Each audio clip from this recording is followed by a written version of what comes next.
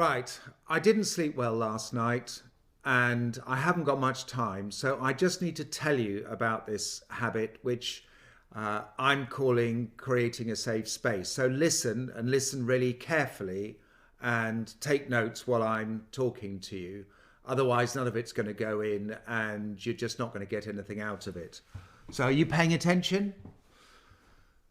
Okay, well, good. That is how not to create a safe space, and that's just not the way to engage in a human encounter.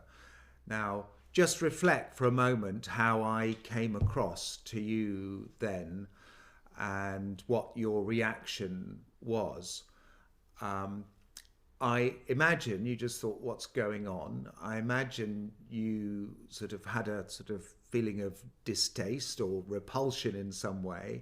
I imagine you just felt actually anti, this is not what I want to hear.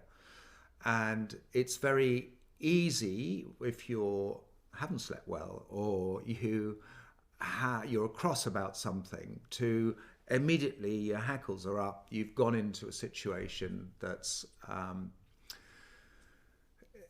going to have a bad outcome because you're immediately putting someone on the back foot. You're not using humor. You're not creating that safe space. So it's a really important life lesson in any human interaction or when you're trying to get a group together to work with you, to ask them what they'd like out of that outcome. Uh, Ask them what they'd like in terms of an outcome. Ask them how much time they've got. What would they like to talk about? Those things are really important. Just imagine you're driving and you might be steering high, but someone has just crashed into you. The likelihood is you want to leap out of your car and run up to them and swear and ask them what the hell they were doing. And that person's in shock as well. And the likelihood is you're going to have a very aggressive encounter. Just imagine for a moment that you get out of your car and even though it was the other person's fault, they obviously didn't mean to crash into you. And if you start off that conversation saying, "Are you okay?" and you're calm, just imagine the difference in the kind of outcome that's going to give, that you've managed to control your emotions, you've managed to create a space where that person can potentially think for a moment, calm, and get his adrenaline down and then have a good human encounter. So I urge you to just think before any real human interaction to create that safe space, to create a moment or two when you can just allow that person to create the agenda with you. You're their companion. You're not telling them what to do. You're creating that space for them.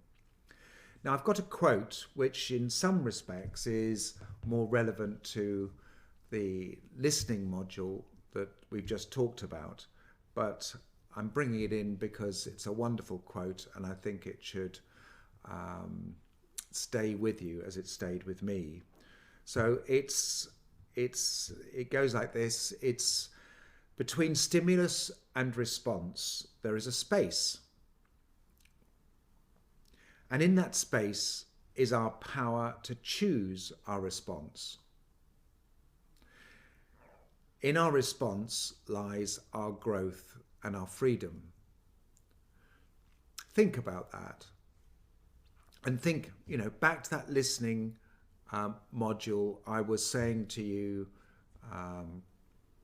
that the chances are someone's talking to you, an idea has appeared into your head and you're just waiting for that moment to bounce in with your response to that.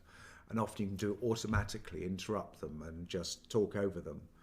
But if you just create that moment, that space to think, okay, what would that person like from this? how should I respond to that? So that space, space between stimulus and response, that space in which you've got time to create a safe space for them, is really important. And that leads us really nicely into our next module.